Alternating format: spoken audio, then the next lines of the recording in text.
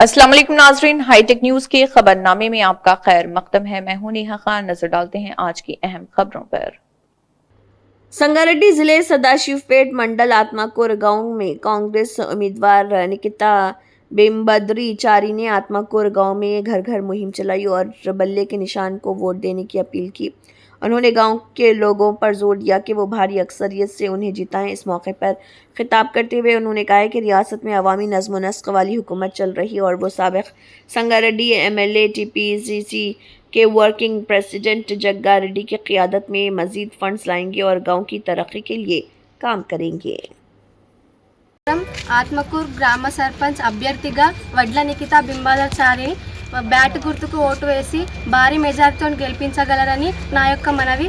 Bat గుర్తుకు ఓటేసి నన్ను గెలిపించండి।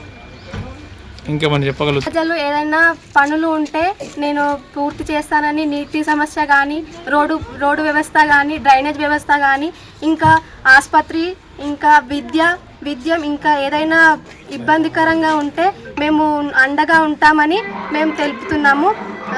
బ్యాట్ గుర్తుకు ఓటేసి మా భారీ మెజారిటీతో గెలిపించండి। నా పేరు వడ్ల బింబాదచారి। తెలంగాణ ప్రభుత్వంలో ప్రజాపాలన ఆత్మకూరు గ్రామంలో కాంగ్రెస్ పార్టీ బలపరిచిన అభ్యర్థిగా వడ్ల నికితా బింబాదచారి గారి ఊరు ఆత్మకూరు గ్రామం అందరూ కూడా ఆశీర్వదిస్తున్నారు। ప్రతి ఒక్కరి గ్రామ ప్రజలకు బ్యాటు గుర్తు పైన ఓటు వేసి అఖండ మెజారిటీతో గెలిపించగలని ప్రార్థన। ఆత్మకూరు గ్రామంలో నేను సర్పంచ్గా గెలిచిన తర్వాత విద్య, వైద్యము, నీటి సదుపాయము, పారిశుద్ధ్యము, మళ్ళా నిరుద్యోగులకు ఉద్యోగ అవకాశాలు ప్రతి ఒక్కరికి అందుబాటులో వండుకుంటూ వర్క్ చేస్తానని హామీ ఇస్తున్నాను। ఆత్మకూరులో ఇంటిగ్రేటెడ్ స్కూల్ను తీసుకురావడం జరిగింది ప్రజాప్రభుత్వంలో। అదేవిధంగా ఆత్మకూరు గ్రామంలో వైద్యం విషయంలో 30 పడకల ఆసుపత్రిని కూడా తీసుకురావడానికి మా దామోదర్ రాజనరసింహ గారి ఆధ్వర్యంలో, నిర్మలా జగ్గారెడ్డి గారి సహకారంతో ఖచ్చితంగా 30 పడకల హాస్పిటల్ కూడా తీసుకురావడం జరుగుతుంది। అదేవిధంగా ఆత్మకూరు గ్రామానికి బైపాసు చాలా ఇబ్బందికరంగా ఉంది, బైపాస్ను కూడా తీసుకురావడం జరుగుతుంది। అదేవిధంగా ఆత్మకూరు గ్రామం చాలా పెద్ద గ్రామం, కానీ ప్లాట్ల విషయంలో చాలా ఇబ్బందికరంగా ఉన్నది। ఇండ్లు కూడా చాలా చిన్నగా అయిపోయినాయి। వాళ్ళ విషయంలో ఏంటంటే ఊరవతల 166 ప్లాట్లు ఉన్నాయి। ఆ ప్లాట్లను కూడా మేము త్వరితగతిన పరిష్కారం చేస్తామని హామీ ఇస్తున్నాను। అదేవిధంగా బుడగజంగాల కాలనీలో ఉన్న గెస్ట్ హౌస్లో కూడా చాలా ప్లేస్ ఉన్నది, దాన్ని కూడా మేము గవర్నమెంట్ దృష్టికి తీసుకొచ్చి ప్లాట్లను ఇవ్వడానికి మేము మరోసారి కూడా గవర్నమెంట్ దృష్టికి తీసుకొస్తామని హామీ ఇస్తున్నాను।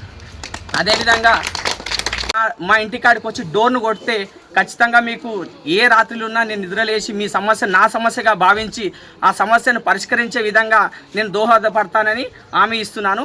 అదేవిధంగా మన గ్రామంలో గుడ్ గవర్నెన్స్ కింద నేను డెవలప్మెంట్ చేయడానికి ప్రయత్నం చేస్తాను। అదేవిధంగా ఆర్థిక వ్యవస్థను పెంపొందించడానికి ప్రయత్నం చేస్తాను। అదేవిధంగా డ్వాక్రా గ్రూప్ మహిళలకు కానీ స్వయం ఉపాధి కింద సెర్పుతోటి మాట్లాడి, నాబార్డు కింద నేను మాట్లాడి ప్రతి ఒక్కరికి స్వయం ఉపాధి కింద డెవలప్ చేయడానికి నేను కృషి చేస్తానని హామీ ఇస్తున్నాను। ఇంకొకటి ఏంటంటే రైతులకు కూడా కృషి విజ్ఞాన కేంద్రంలో ఏ విధంగా అయితే స్పిక్ అని ఉంటుంది, స్మాల్ ప్లాంట్ ఇంటెన్సివ్ కల్చర్, తక్కువ స్థలంలో ఎక్కువ పంటలు తీయడానికి ఏదైతే ఉంటుందో అది కూడా నేను ప్రతి ఒక్క రైతుని కూడా నేను కృషి విజ్ఞాన కేంద్రానికి తీసుకుపోయి వాళ్ళకి ఏ విధంగా వ్యవసాయ పద్ధతులు, ఆధునిక పద్ధతులను అవలంబించుకుంటా వ్యవసాయంలో మనకు దిగుబడిని ఎక్క పెంచాలి, ఆర్థికంగా ఇంకా రాబడి ఎక్క రావాలనే ఉద్దేశంతో ఏ విధంగా అయితే రైతులు డెవలప్మెంట్ కావాలనో ఆ విధంగా కూడా ప్రతి ఒక్కరిని గ్రామ ప్రజలను కలుపుకొని మన గ్రామాన్ని సమగ్ర అభివృద్ధి కింద చేయడానికి నేనైతే ఖచ్చితంగా తోడ్పాటును అందిస్తున్నాను। ఒక్కసారి గత ఎన్నికల్లో కూడా నాకు అవకాశం ఇచ్చారు, కానీ కొన్ని స్వల్ప మెజార్టీతో నేను ఓడిపోవడం జరిగింది। మరి ఒక్కరికి గ్రామ ప్రజలకి పేరున సవినయంగా వినతి చేసుకుంటున్నా ఏంటంటే ఓడిపోయినా కూడా గ్రామంలో కూడా ఎప్పుడు కూడా నేను వెనకడుగు వేయలేను। ప్రతి ఒక్కరి గడపకు మీ ఇంటి బిడ్డలాగా అయితే తిరిగినాను। ఇదొక్కసారి కూడా నాకు బ్యాటు గుర్తు పైన ఓటు వేసి నన్ను అఖండ మెజార్టీతో గెలిపించగలని ప్రతి ఒక్కరికి వేడుకుంటున్నాను। ధన్యవాదం।